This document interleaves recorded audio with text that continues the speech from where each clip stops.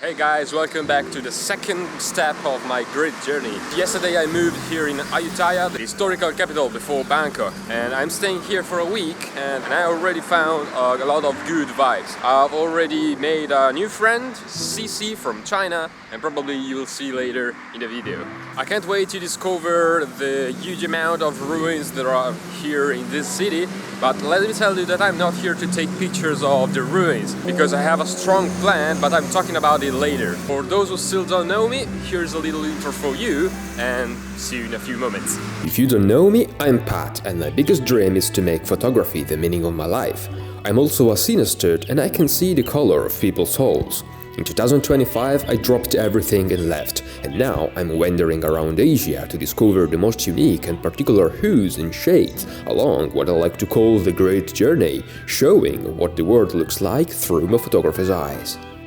A week in Ayutthaya is perhaps a bit excessive. Tourists usually come here for a day trip or at most stay overnight, but it's also true that I'm not here as a tourist, quite the contrary. I believe that a working travel photographer is not the one who moves around the most, but the one who stays still long enough to understand. I already realized this during the last 2 weeks in frenetic Bangkok, but now more than ever I am truly discovering it here in the historic capital of Thailand. I have a very specific goal for these days: to identify with the profession. I didn't come here to Asia to visit places, but to document them. And after getting the initial approach wrong, it's time to get serious. Do I want to become a travel photographer? Let's act like one. I certainly didn't come here to photograph the ancient ruins of the historic city, although I will obviously photograph them. I am already realizing that my focus is shifting to something else. Bangkok was just a test. I've done it all wrong. Hey guys, today I'm in Ayutthaya, the historical capital before Bangkok.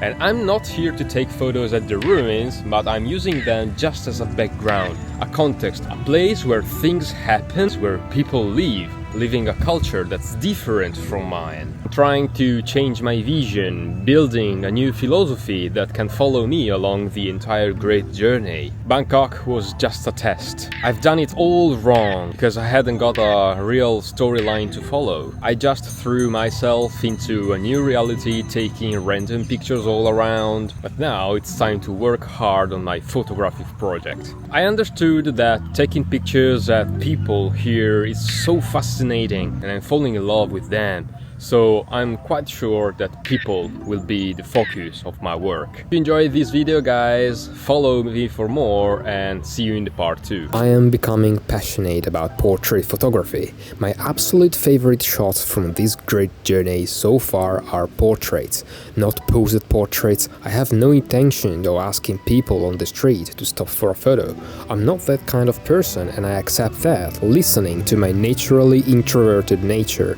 However, I like to observe the locals and portray them as they go about their lives, performing the simplest of actions, which nevertheless intrigue my Western eye. People have therefore become my main focus. They will become a real narrative theme.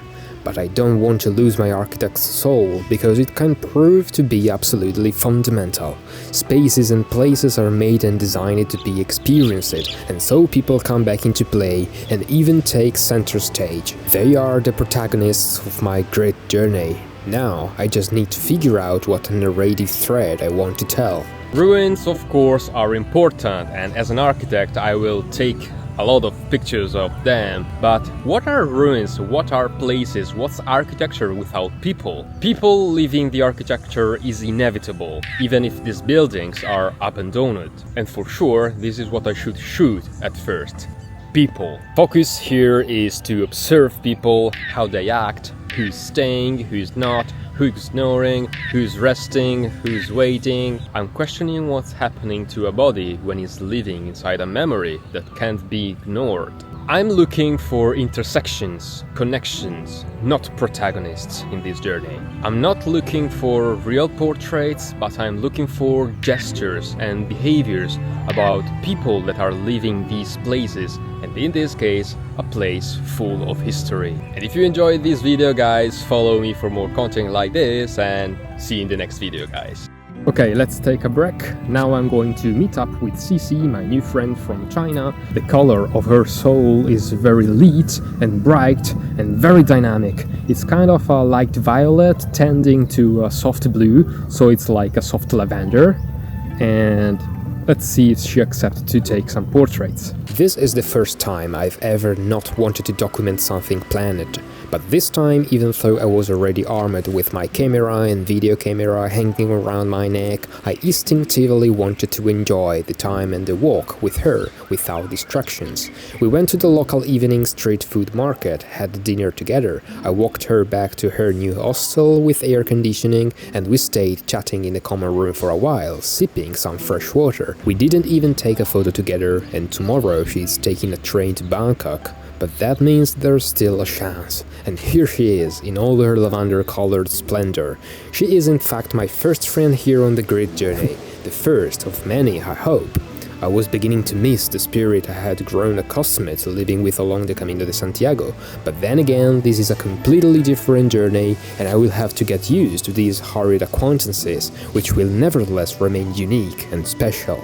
Although, perhaps, who knows, maybe I will meet her again along my great journey.